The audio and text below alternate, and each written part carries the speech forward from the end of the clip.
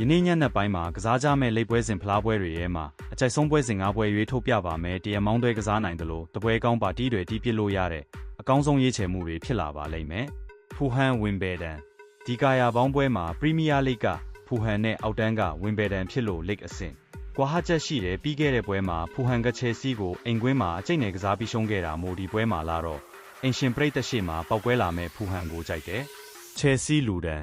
ပရီးမီးယားလိဂ်ကချယ်ဆီနဲ့ချန်ပီယံရှစ်ကလူဒန်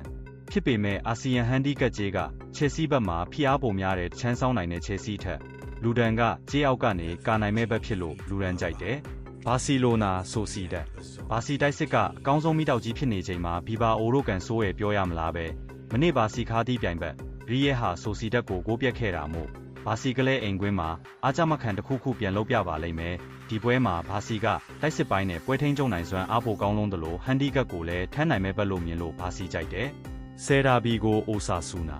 လက်ရှိလာလီဂါမှာဒီအသင်းတွေကအင်အားကွာဟချက်တိတ်မကြီးဘူးဆယ်ဒါဟာအိမ်ကွင်းအားသာချက်ကြောင့်တရေပြက်ရှုံးနေပါဈေးဖွင့်လစ်ထားပေမဲ့ဒီဈေးဟာလိုအပ်တာထက်အကြောင်းရင်းမခိုင်ပဲပြင်းရှပြနေတာမို့ထိုးသားအကြိုက်ခေါ်ဈေးဖြစ်ဖို့များပါတယ်အနည်းဆုံးတရေခံကစားနိုင်တဲ့အိုဆာဆူနာကြိုက်တယ်Brighton ချွန်ဆို